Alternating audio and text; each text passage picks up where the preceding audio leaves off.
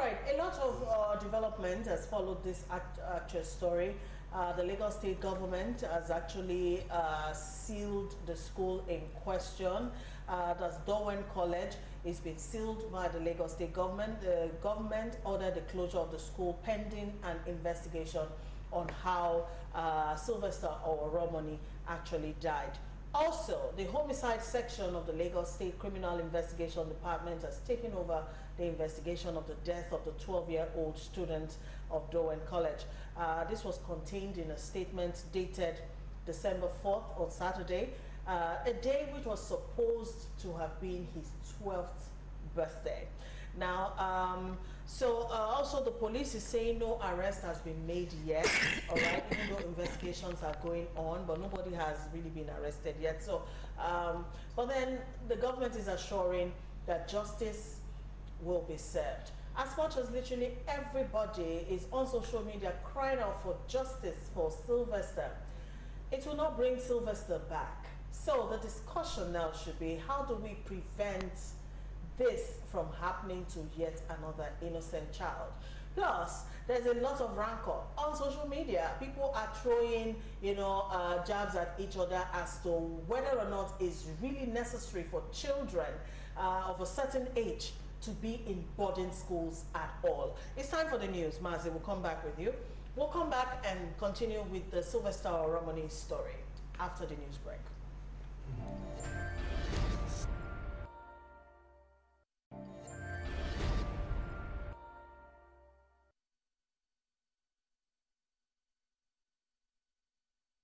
Welcome back from the news break. You're still watching The Buzz on a Monday afternoon. I still have with me in the studios Mazi Chinedu Mobioha, Betty Abba, and Chief Godi of Force. Welcome back, everybody.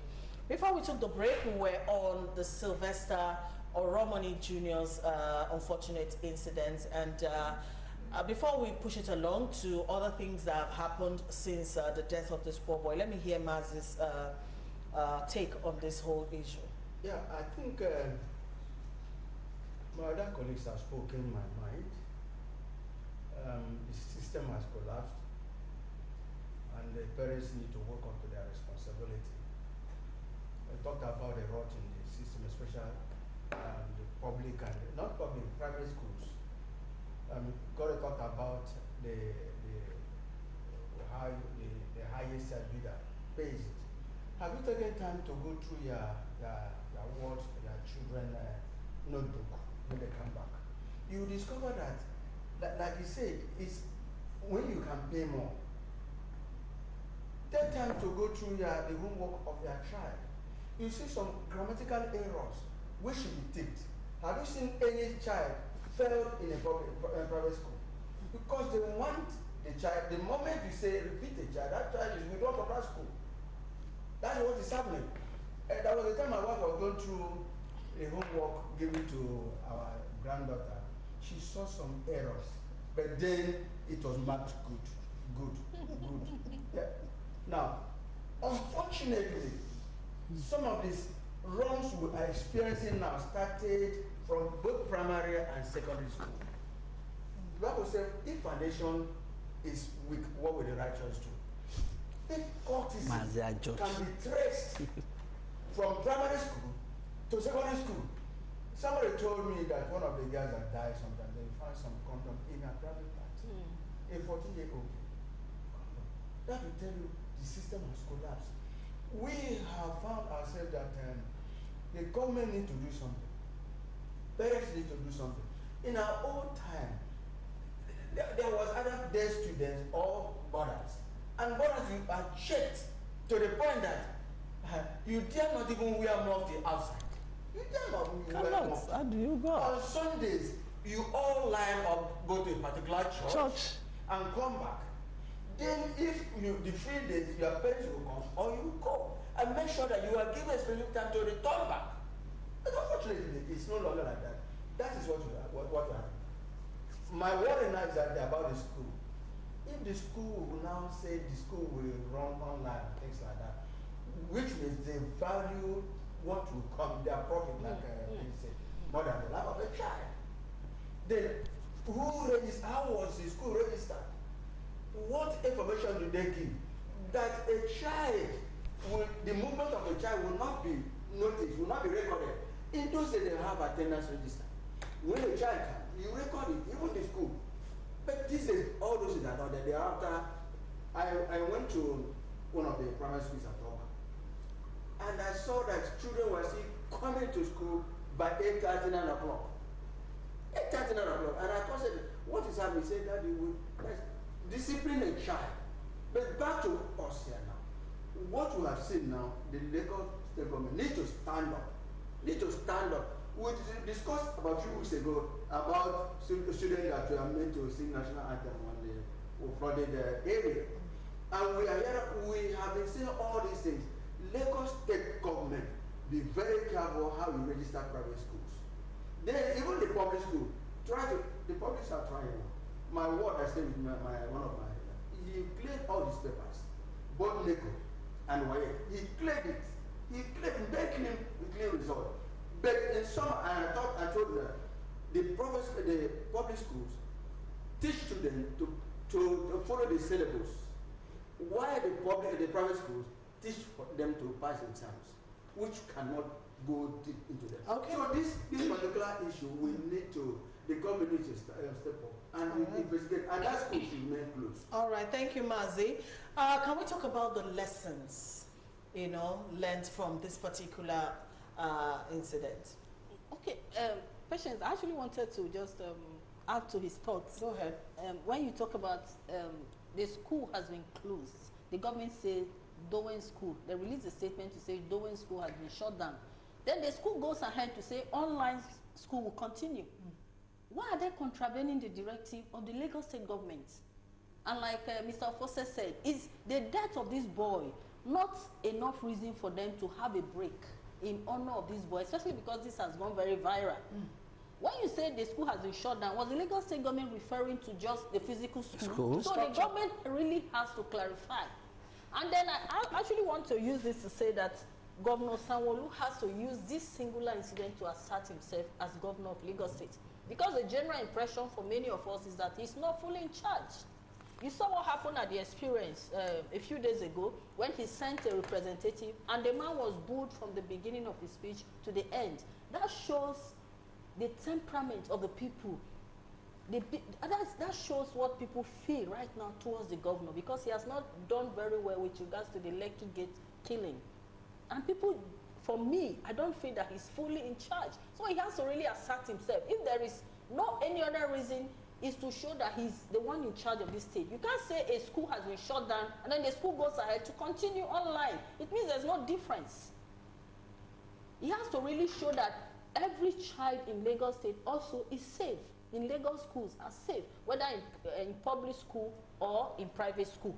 He has to show that every child is safe, because the Lagos State government has the authority, the responsibility of safeguarding every child in every school in the state, whether from rich or from poor background. I think this issue should not be swept under the carpet. We don't know the owners of the proprietors of the school. And in Nigeria, we say all animals are equal, but they are more equal than others. If nothing is done over this issue, let it not be like the usual thing. I made comment by saying all animals are equal, but they are more equal than others. Just like the last man lady that was brutalized. Are we going to see the end of her case? Just like the school now. If a Lagos State government, the government said the school should be shut down, should be closed, and the proprietor or the principal had the audacity to say my school. It's unfortunate. Something is wrong. All right, guys, can we talk about lessons, take-home lessons from this, and also the debate online as to whether or not boarding schools are still relevant, in today's reality? All right, I think that the key lessons is that we must begin to do things right. We must, the government must begin to, touchlight all these areas about private schools, not just private schools, the public schools. The school is not just where to learn, it's where to get care and nurture children. Because when you look at it, your childhood, you spend more time in your school than with your parents. All right, so it should be a second home, really. In fact, as a matter of fact, a first home, where you are molded in character, okay, and good behavior. So I feel it's about a time now. If this thing didn't happen, perhaps it could have been business as usual. It's about time now for government to take regulation of school appropriately. Secondly, I think it's also about time for parents to step up. Yes, it's good to work, it's good to provide for kids. It's also, the most important thing is that it's like you working all your 35 years and pulling all the resources and pour it into an ocean. That's what it means to train a bad child, you know. So it's about time that parents should also step up. Perhaps the number 3 is about time that we call communal parenting. Now, we have abandoned communal parenting. Now, if someone tells your child, stop doing that thing, and the child goes home and tell the mom or the father will go and fight. Forgetting that, I mean, they said one person owns the child, the communities train the child. It takes a village. Yeah, yes. So at the end of the day, I think these 3 things must be taken into cognizance. And we must take communal parenting very seriously. Okay, just 2 quick thoughts on this. I think one of the lessons we learn from here is for, like you said, about parenting. People have to be really deliberate about the children they are bringing up, about the environment they are creating for these children to grow up in. It's very clear that these bullies in school are the products of very dysfunctional backgrounds. When you have a home where the only language the father speaks to the mother is beating, any small thing, he will just bring out his belt, start beating the mother, his wife, in the presence of the children. The wife transfers the aggression to the house help. The house help transfers the aggression in the absence to the children. The children transfer the aggression to each other. And then when they go to school, to the higher society, they continue with that culture of violence. People have to be deliberate. Now, these children have disgraced their parents. And wherever they've taken them to, there are rumors they've been flown abroad. They are going to be smoked out. Because with the public opinion about this issue, the law enforcement, this case, this Sylvester Romani case, has clearly gone beyond. It has taken a life of its own. The Lagos state government, the influential people behind the school, the law enforcement, they cannot do anything than to get justice for Sylvester. And these children will be brought back. And there is disgrace to their family and the entire, I mean, just their family. And then the second thing, I think, is for the Lagos state government and for governments all over this country to take the issue of child protection policy in schools seriously. Now, I understand that Lagos state government has made child protection policy compulsory for all schools because of the issues we have with Christland and other school accusations of sexual assault of children. But most times they are not implemented. Even the children, they just write it and put in the library and say, okay, we have child protection policy. You come, they'll show you the banded. Do the schools even know their responsibilities? Because I think that, sorry I'm butting in, a lot of schools just think beyond the classroom, whatever they teach you, you know, every other thing is not really their responsibility. No, the schools to know. Are mandated to have child protection policy, and they are supposed to sensitize the children. The children are supposed to be aware of their rights, when to sense that there is a violation of my rights, sexual and to speak abuse, bullying, and to speak up.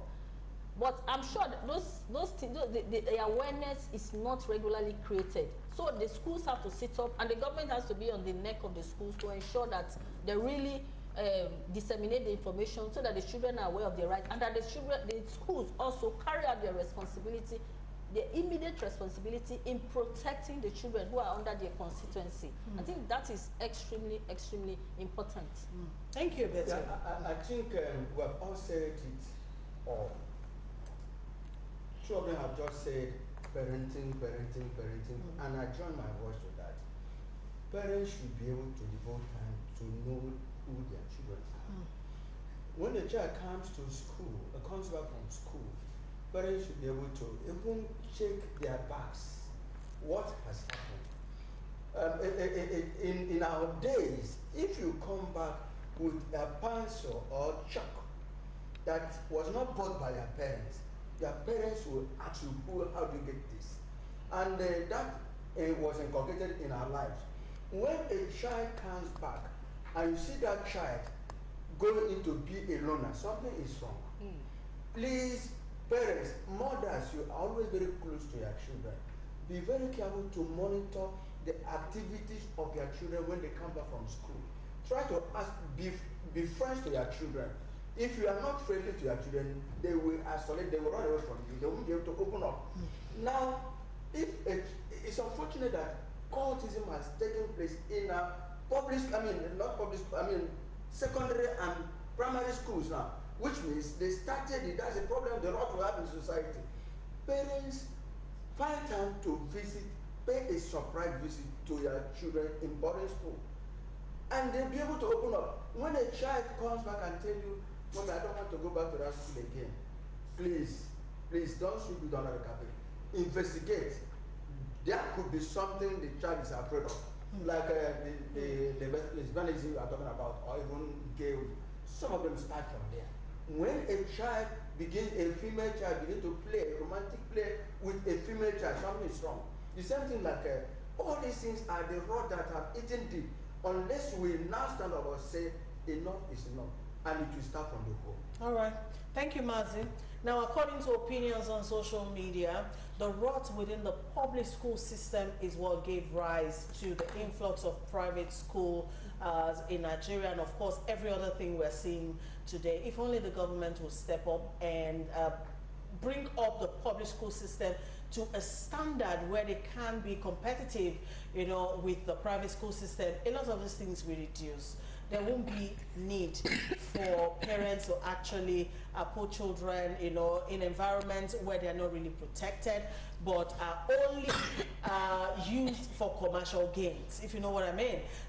Just take a look around you. A lot of these highly placed private schools, sorry Betty. Sorry Betty. A lot of these highly placed private schools, some of them really, it's about the parents. It's not about what they can offer the children. Can I have a bottle of water? All right, for Betty. All right, okay, all right. Sorry about that. You know, I was saying, a lot of them, take a look around you. I mean, we are all women. You go and drop your children in school, and you see the mothers, you know, it is a rendezvous where they gather for 5, 10, 15 quick minutes to gossip. I see that a lot. I'm a journalist. I observe things. Even if I don't talk, I move on. I see a lot of these mothers. What they do is people are measuring their class and how well to do they are by the level of school they put their children in, and forgetting the interest, the safety, the protection of these children. Don't put your children in environments where they are not safe just because you're trying to make a statement. Do you get what I mean? And please, let's be a bit more observant, you know, around our children. It's not just enough for you to ask your children, is anybody bullying you in school? Why don't you try and find out if your child is actually the bully? Because these bullies are children of people. So, not just saying every time, is somebody bullying you, like your child is always the good one. Take steps, make moves to find out if your child is the bully, so that you can do what needs to be done and do it on time. Sylvester Oromoni unfortunately passed on Tuesday last week. Saturday, 4th December, was supposed to be his 12th birthday. Even though the family went on to celebrate the birthday posthumously, that video, I couldn't even watch it because, not that I'm judging the family for celebrating his birthday, because you have to let people grieve the way they grieve, they want to grieve. Everybody has their own way of dealing with loss, you know, and all of that. But I couldn't watch that video because I'm like, this boy is gone. Nothing anybody does now will bring him back, and it will be an everlasting vacuum in that family. Our deepest condolences to the Oromoni family, the siblings of Sylvester, his father, his mother, the family. God will stand by you all to deal with this, but then the take home is everybody has to sit up and do what is needful. Well, to celebrate his birthday on Saturday, flowers, balloons, even teddy bears as tributes were laid at the gate of Dowen College by celebrities and other well-meaning Nigerians. He would have turned 12 on Saturday, and his life dream was to be a pilot. That dream was cut short in his prime. All right. So sad, so sad. Let's read some messages. Andy from Lagos is here.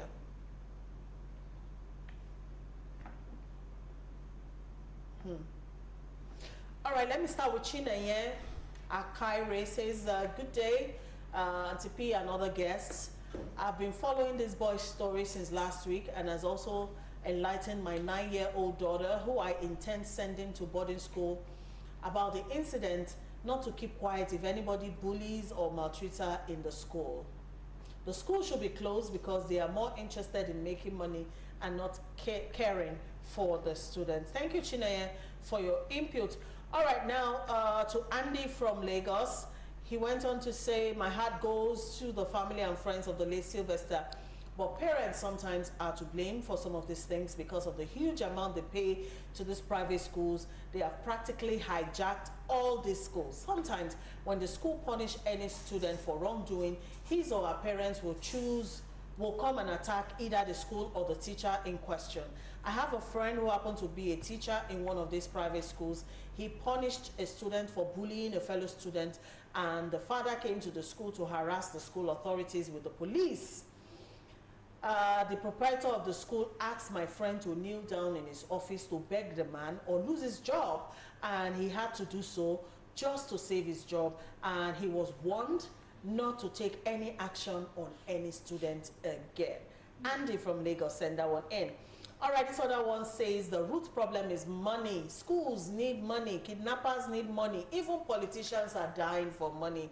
No one leaves this world with a kobo. Now, wow, parents should be able to notice a change in a child, get close to know the reason, and take immediate step. Never ignore the complaints of a child. Yes, that's quite paramount, because I understand from videos I saw online that this boy had complained before that he was being bullied when he was in JS1. You know, he had been bullied for a period and all of that. But of course, you know how we are always so quick to just, you know, disregard, you know, what a child says. Let's listen, let's pay more closer attention, you know, to the children. Don't shut them up all the time. Let them be free. Let them talk. And when they say things, pick the messages. Sometimes a child might not talk directly, but you should, as an adult, be discerning enough to pick the messages from whatever a child says and runs with it. Having said that, our heart goes to the family of the Oromonis once again. We pray God stands with you at this very difficult time and grant you the fortitude to bear this loss. Having said that, let's all be careful and be mindful, and we appeal to the state government to do right by Sylvester.